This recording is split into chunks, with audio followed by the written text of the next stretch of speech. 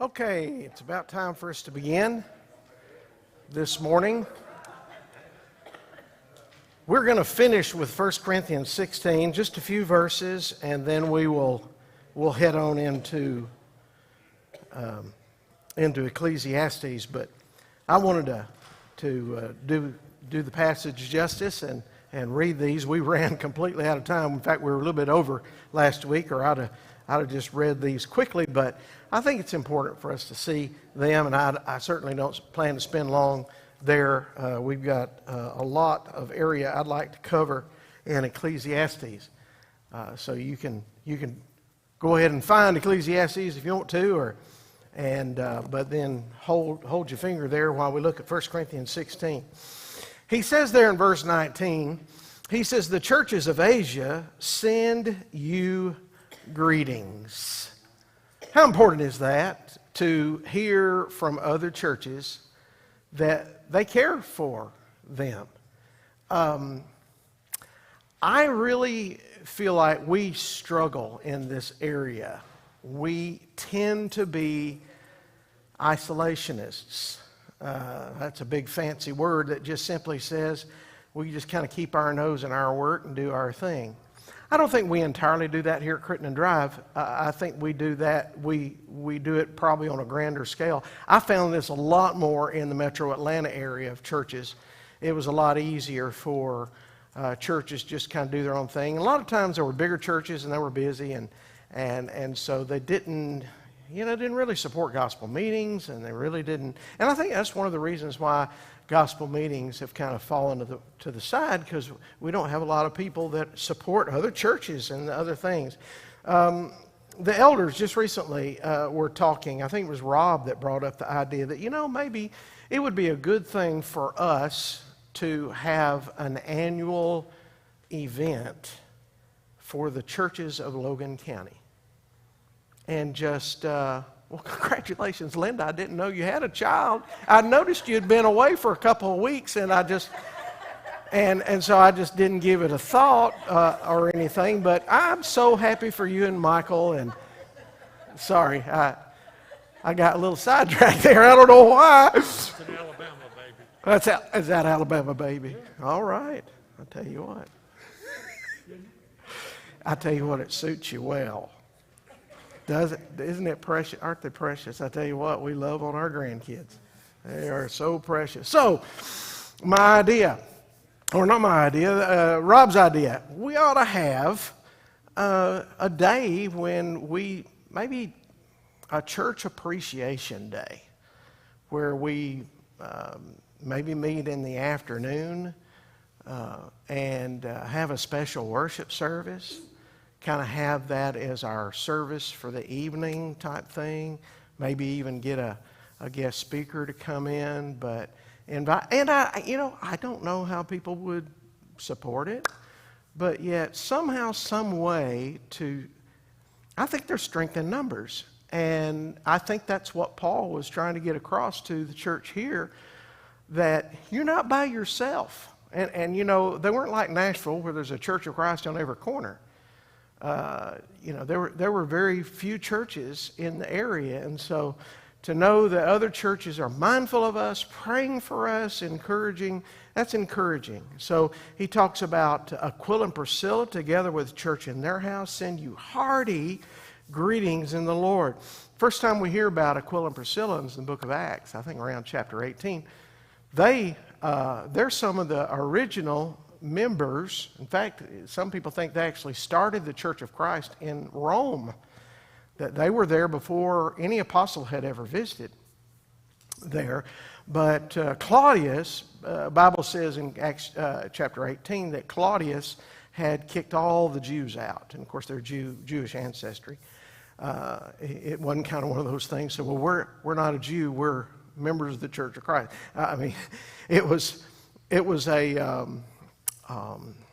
against their race. So they had to leave. And so with that, the church had to leave, and it left those Gentile Christians in charge of what was going on there. And there's quite a thought there to consider when you consider the book of Romans and why it was written. But he's saying here Aquila and Priscilla, and so I think they were just known for their dedication. When you do something for God, people are going to hear about it. They're gonna hear about your faithfulness and your commitment. So he said, all the brothers send you greetings. Greet one another with a holy kiss. I was talking to a brother just recently. He said, well, why don't we kiss?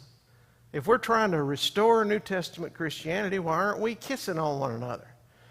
And I told him, I said, well, that was a cultural thing. Well, how can you tell what's cultural and not? Well, we know that, in different nations, even to this day, you will see some people that are like in the Middle East, they don't shake hands with anybody. And the reason is because they use their hands for very, very personal things. Their food and their health ablutions. I guess that's the nicest way I know how to say it. But they didn't touch people. And so they would kiss. They would kiss on the cheek. And the point and even to this day, the point is that human touch is important to us. And touching one another and saluting one another through touch is a way in which we can honor. In reality, what is a kiss except skin on skin, right? It's the skin of one's lips on the skin of another's lips. Well, the idea is having the skin. And so I told him, I said, we do honor it. It's just that our kiss is in the form of a handshake. And that in that way, we do honor one another, we touch one another, we feel one another, the presence. And so it is a cultural thing, but I think we honor it by the human touch. And so I'll leave it at that. Anybody have a question or comment about that? Plus, if he comes up and gives my wife a big kiss on the lips, I'm probably going to be upset about it. But I wander off there. So I, Paul, write this greeting to you with my own hand. How big is that? I write this with my own hand. Some people think in 2 Corinthians in chapter 12, he talks about a thorn in the flesh. Some people think that Paul's thorn in the flesh was his eyesight.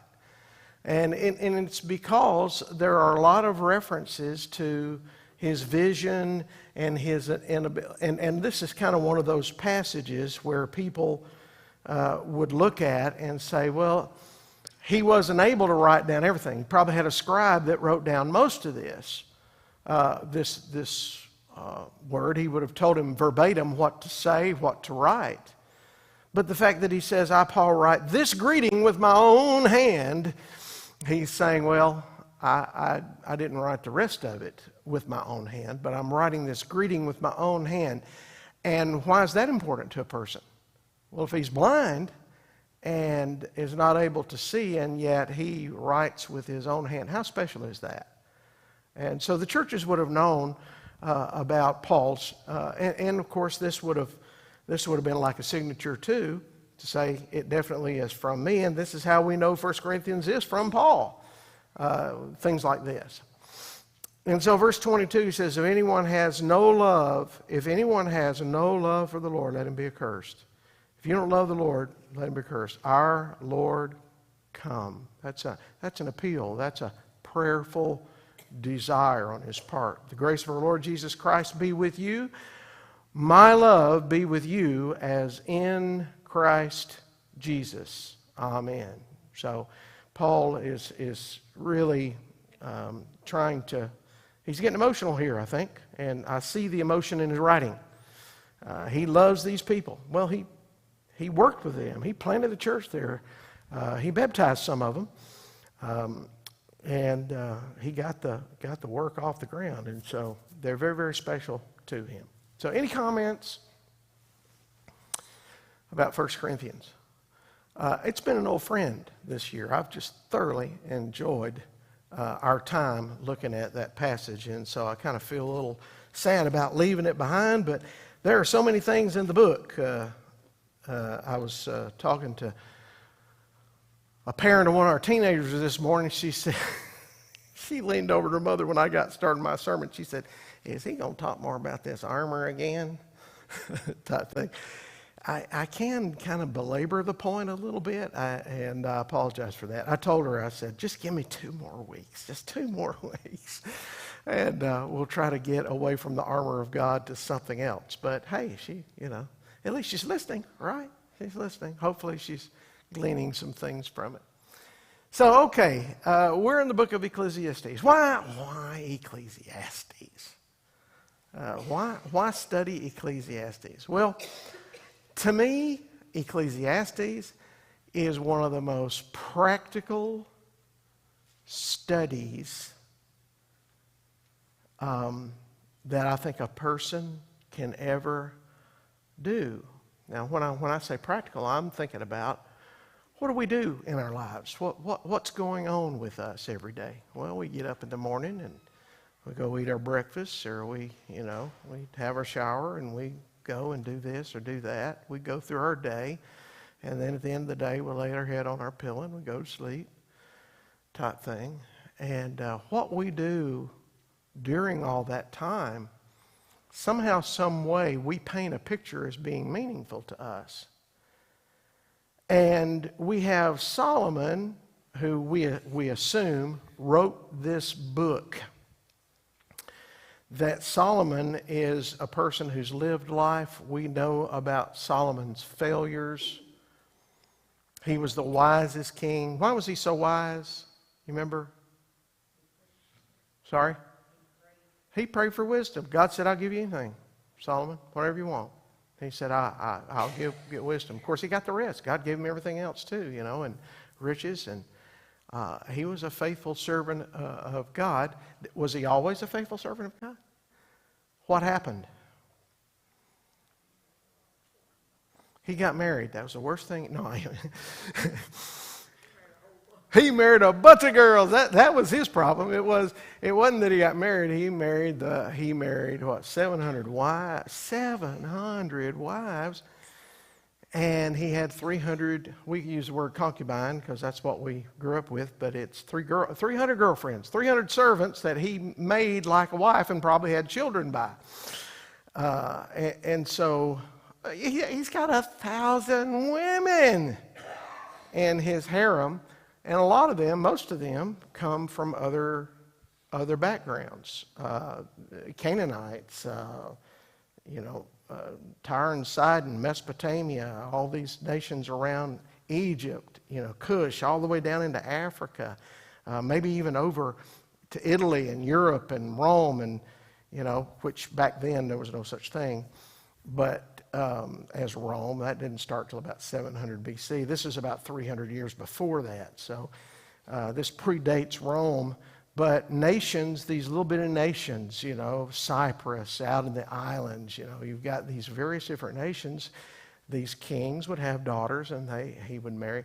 Well, a lot of times when they would come and live there, they would bring the religion of their ancestors with them, and of course pagan. And so he's wealthy, but not always so smart as he's painted up to be. And so he builds temples for them. And not only does he build the temples for them, he goes and worships in them and offers sacrifices to them. And so we all know the story. What was the outcome? What was the punishment? Do you remember? What did God say to Solomon because he had turned his back? He's going to take his kingdom away from him. He told him he wasn't going to do it during his lifetime. He was going to let him live and die at old age.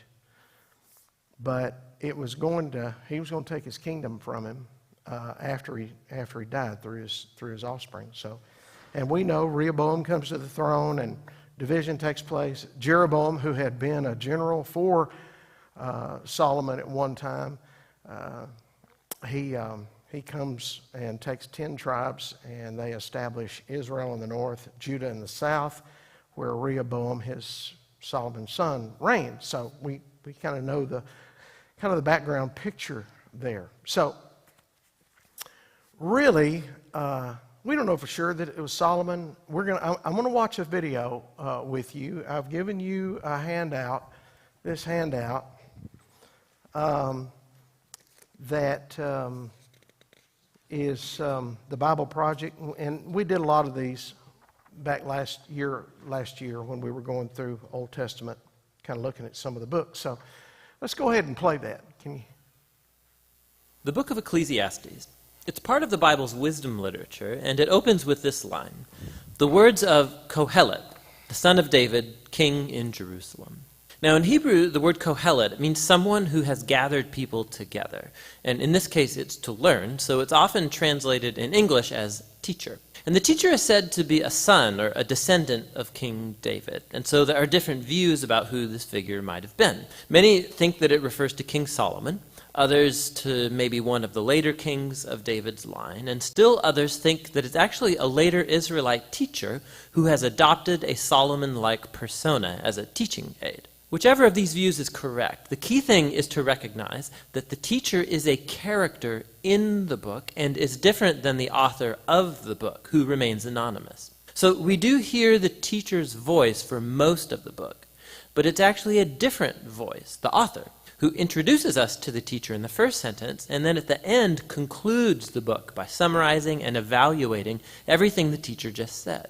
So the author is someone who wants us to hear all that the teacher has to say, and then help us process it and form our own conclusion. So what does the teacher have to say?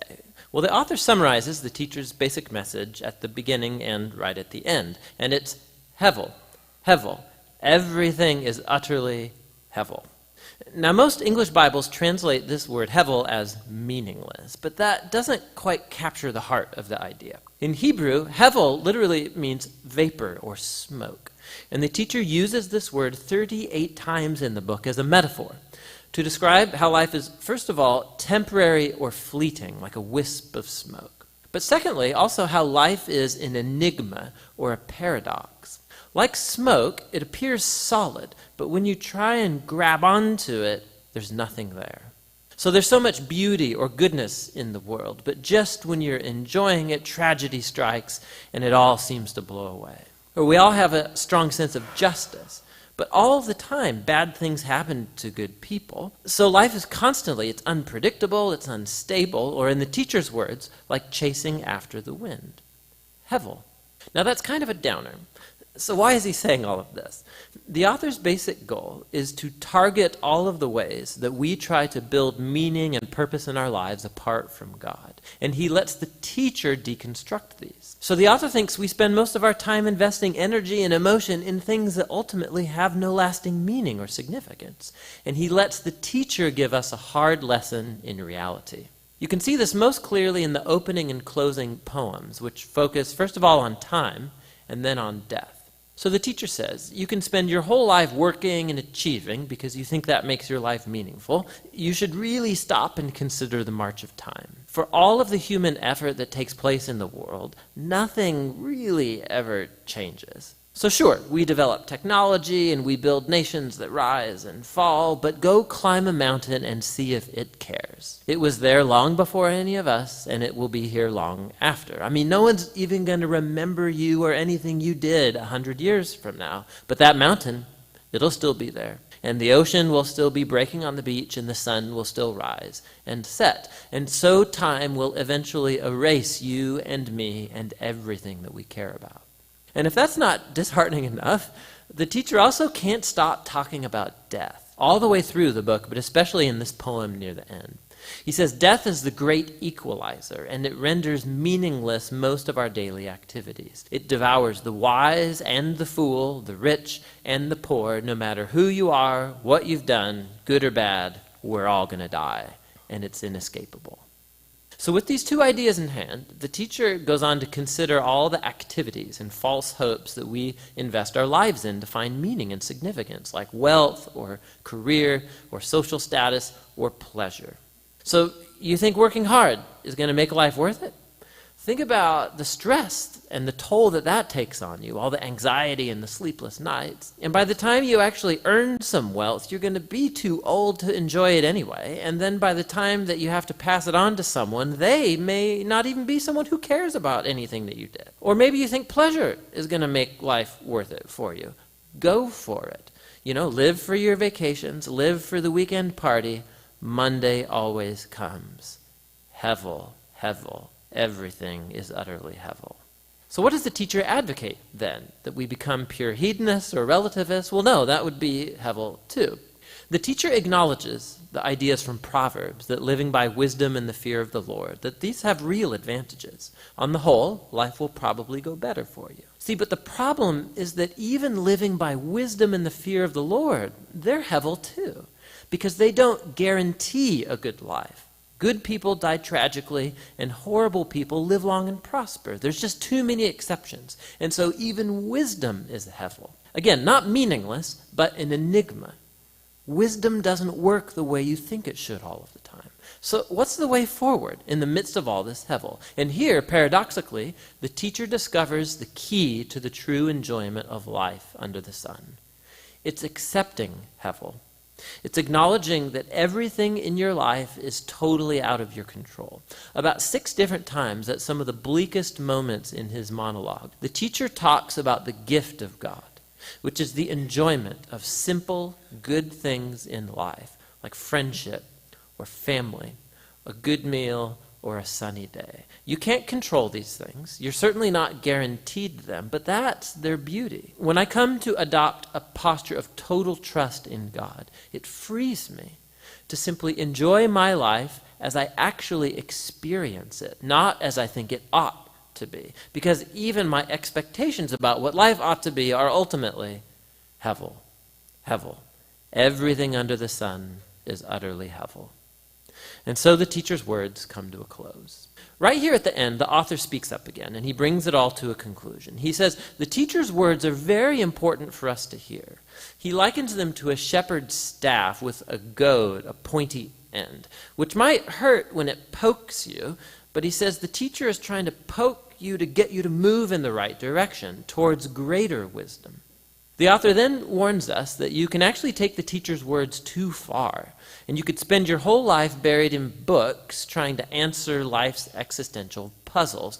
Don't try, he says. You'll never get there. And so instead, the author offers his own conclusion, and it's this: fear God and keep his commandments. This is the whole duty of humans, for God will bring every deed into judgment, every hidden thing, whether good or evil.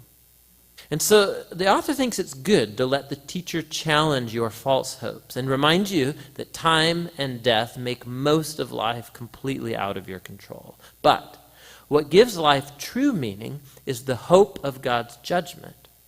The hope that one day God will clear away all of the hevel and bring true justice to our world. And it's that hope that should fuel a life of honesty and integrity before God, despite the fact that I remain puzzled by most of life's mysteries. And that's the wisdom of the book of Ecclesiastes. I would encourage you to go to YouTube and type in the Bible Project, Ecclesiastes. Watch this again. Hold your piece of paper as he goes through it, because I'm telling you, he gives a lot of information. Well, I mean, there's a lot of information here.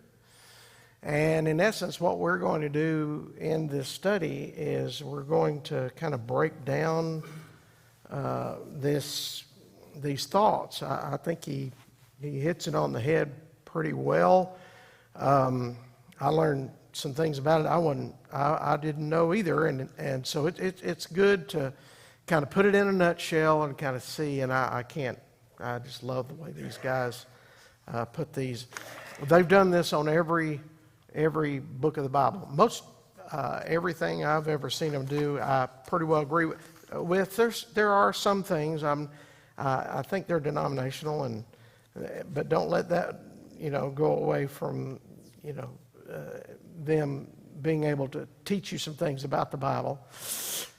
we need to expose ourselves to good things. So I like the Bible Project. I brought a book here, I guess a year or two ago, that my son-in-law had bought me. He had bought a big, it's almost like little posters of the whole Bible of this. And it has been, sits on our coffee table every once in a while. I get it out and I'll look at kind of what the overview of a book is to kind of remind myself of what these books are all about. So, Ecclesiastes. He circled at the end time, death, and judgment. Time on the left, judgment on the right, death and judgment on the right. I think in reality, if you try to reduce your existence in this world to just kind of a most basic of terms, you'd basically have to say time and no time. I'm here during time of my life. You know, Genesis 2:7, God breathed into clay. Man became a living soul. That's when their existence began. But then death comes. Every person dies. Now, you know, they live 900 years sometime in the Old Testament. Then we know after Noah, God starts reducing the numbers down to about 120 years. And it's not long after that you see people not even making it to 100 years. And most of us have that experience today. Very seldom you see somebody living over 100 years old. But ultimately, we're going to die. And during this time, during this parenthesis of life, when we start existing, when we die, we're going to experience a lot of things. We're going to do a lot in life. Some will get married. Some will have children, and some will have grandchildren, great-grandchildren, maybe even, you know, and have this great heritage that takes place. Some may never marry.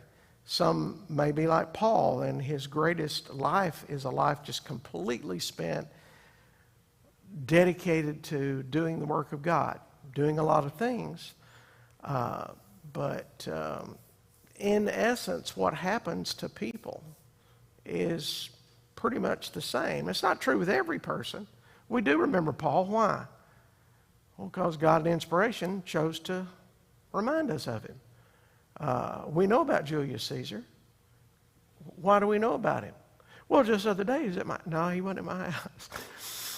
You know, he died in the BC era. I know about Abraham, and I know about all these others, Alexander the Great, and so on and so forth, because history books tell us about these. Their names were written down, but how many of the names written down would you compare to the names that weren't written down? What kind of percentage would you put on it of how many names were written down in all the books in all the world in comparison to all the people who've lived? Well, I think it'd be minuscule, wouldn't you? Minuscule. And so I think what he says is true. We get caught up in our day's activities, and it's all about my life and what's happening to me. But at the end of the day, what good is it in comparison to the grand scheme of things? I'm not here forever. In 200 years, they won't remember me. Who is Scott Harp? Oh, well, I have a cemetery plot out there. They'll be able to remember me there, type thing. Well, you know, what if somebody, the developer, decides to, you know, build houses on my cemetery? I mean, it's happened before. There's nothing about us that lasts, and that's going to be his point throughout this book. And so his argument is, don't get so caught up in things that you miss the big picture. And of course, the big picture is in chapter 12. So I've given you some cursory outlines that we can kind of use as a guide I actually preached through the book of Ecclesiastes several years ago, and I'm using these outlines from that series of lessons, and I'll stick with pretty much the information there. But so he starts out by in the introduction he talks about the colette, the words of the preacher or the words of the teacher. Mine says preacher in chapter 1, but preacher, teacher, the same. It's the same original word is used to describe. The context can be different, but the New King James uses the word. The English Standard Version, I think New King James does too, and King James uses the word preacher. And he talks about the words of the preacher. What words is he talking about? Well, you've got these things that the teacher has said. He identifies him as the son of David, the king of Jerusalem. And so you've got a writer who's writing about something that this preacher said. And so that's why he gives this distinction. What do you call that in person if you're the writer? Is that third person? That would be third. If you're the writer and you're referring to the preacher that, the words of the preacher, the son of David, king in Jerusalem, if you're writing in third person, you could very well be just kind of referring to yourself as if you're referring to somebody else.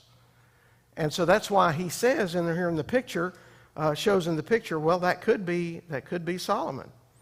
It could be another descendant of David that was writing this. It could have been an Israelite teacher. So he gives several things. Most everybody I've ever really considered it very much, that the preacher is Solomon, and that's fine. And in fact, I think we'll see some verses later in the text. Look at verse 12. He says, I, the preacher, have been king over Israel and Jerusalem. Well, when was Israel part of the kingdom that Jerusalem was in? Remember we talked a while ago about after Solomon died, what happened? His son comes to the throne. Jeroboam, who had been a former general, he takes 10 tribes in the north away. They are known as Israel. Ephraim sometimes. They're Israel. After that, Judah is not referred to as Israel. It's referred to as Judah. And you got 2 tribes there, Judah and Benjamin, are the 2 tribes. And so by the fact that he says, verse 12 says, I, the preacher, have been king over Israel and in Jerusalem, that gives us the idea that it's probably a pre-divided time, whatever that means, when the writing would have been from Solomon. And it makes sense when you look at Solomon's life. Some of the things that Solomon says, or that the writer says here, it sounds so Solomon-ish, because I get the picture of an old guy who's experienced about everything there is to experience. I mean, everything that a person could experience. And at the end of the day, he's just kind of looking back on it, and he's just saying, in verse 2, he's saying, vanity and vanities, all is vanity. Havel, he uses the word havel. It's the Hebrew word, but it's vanities, meaningless. I think the New International Version says meaningless of meaninglessness, or meaningless of meaningless. What is a good picture of life? Well, here's what the preacher thinks of it. It's just a meaningless mess. It's just vanity. Vanity of vanities. All is vanity. Well, not all. I mean, the tendency is going to be to think, well, not all is vanity. And that's why you've really got to see the whole picture here of what he's saying. Or you would disagree with him. It'd be easy for you to say, well, you're not right about that, because my wife, my love, she's the love of my life, and my relationship with her is not meaningless. What do you mean? Well, he's going to say, well, if you look at the big picture of everything, you are going to get to the point where you actually say, even your relationships have very little worth when you compare them to what? To what? What could there be that would be more meaningful than a relationship of a husband and wife? What would be more meaningful than having children, grandchildren, being able to hold these babies? What would be more meaningful than that? Relationship with God. And that's what he's going to say at the end of the book. But it's going to take him 12 chapters to get there. But until that time, he's going to say some things you're going to go, well, I disagree with that. That don't make any sense to me. And so that's why it's important for you to keep this in mind. Whenever he says what he says, always think in your mind, compared to my relationship with God. And when you look at it that way, you can have the best husband or wife in the world. But if you don't have Jesus, what have you got? You ain't got nothing. You don't have anything. You can have the best job, best retirement. You can have the best. You can have, what did Jesus say about it? What does a man profit if he, what? Gains the whole world and loses his soul. I mean, and really that's what Ecclesiastes is all about. So life under the sun, just to the right there is really what I've called this first chapter. The man, we looked at him. Here's the mission there in verse 13. He says, I applied my heart to seek and search out by wisdom all that is done under heaven. It's an unhappy business that God has given to the children of man to be busy with.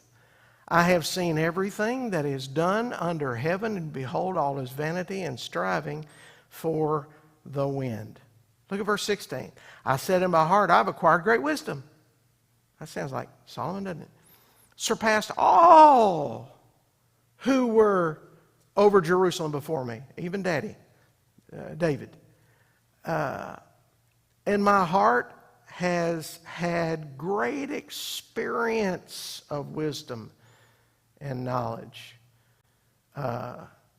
Remember the example of wisdom that Solomon had? You remember the two harlots?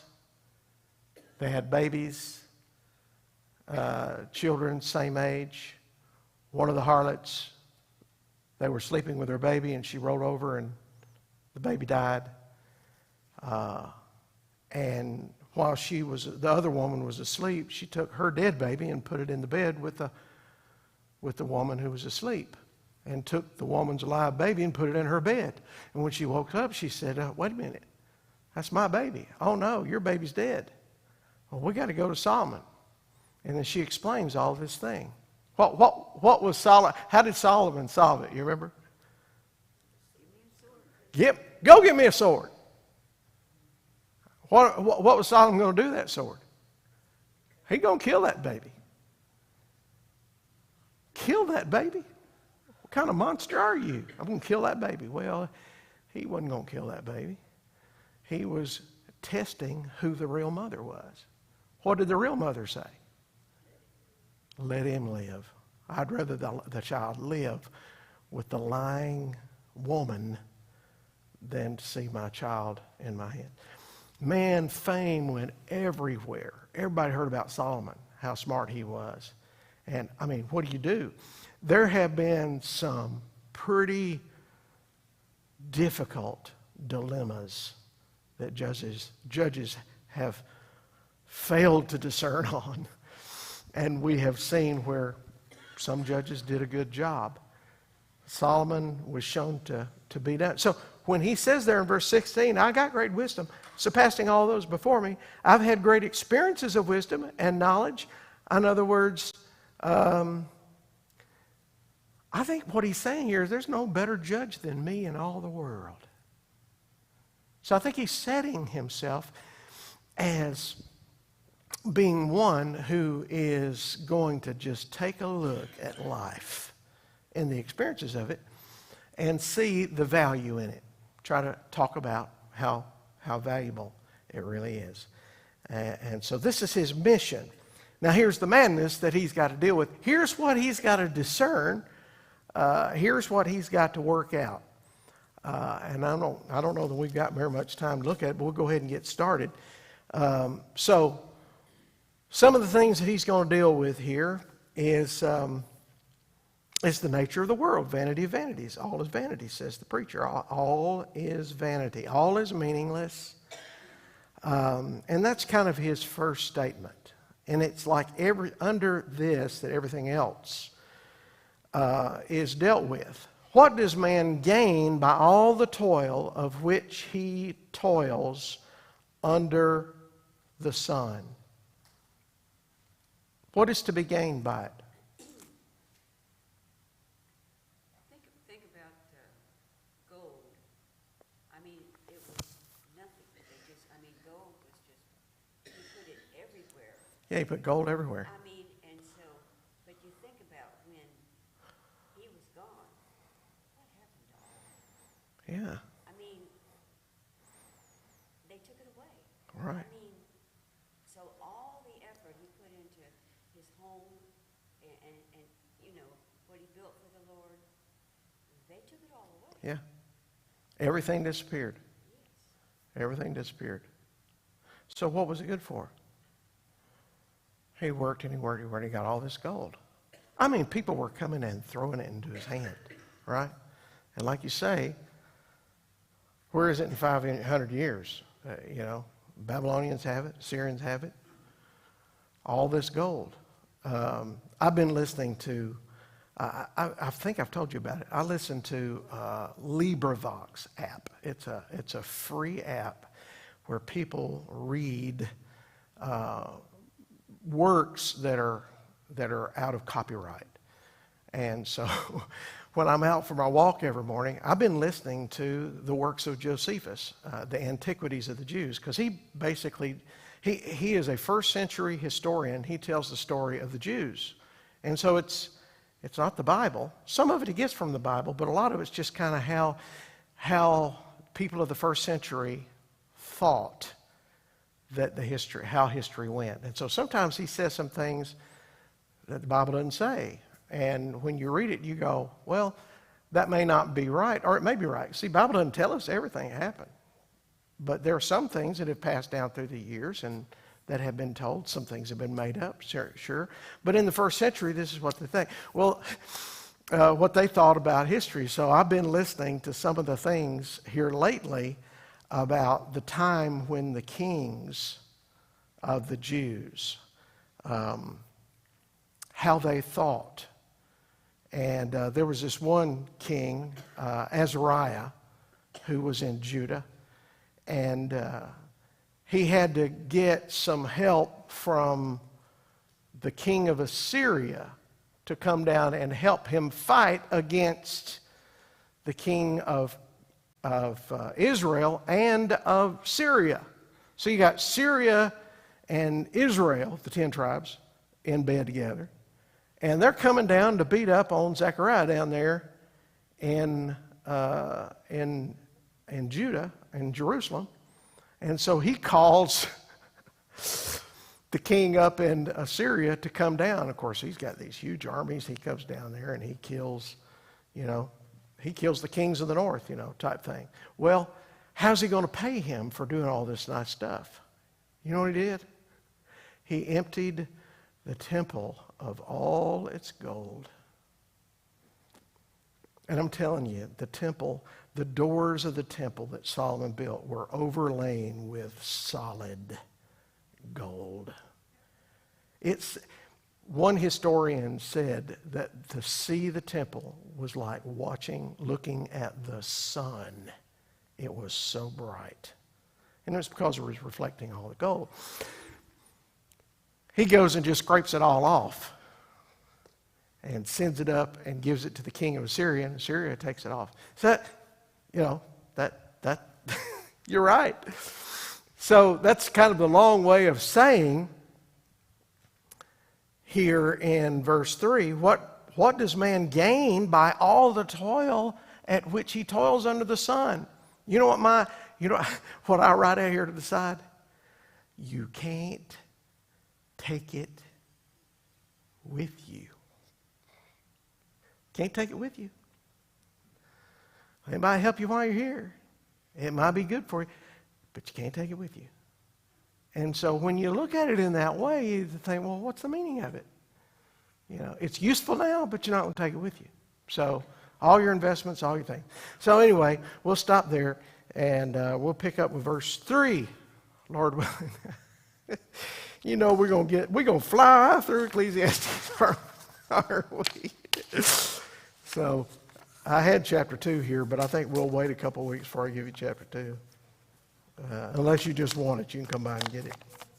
You can go through. But I encourage you to get the video and watch it again.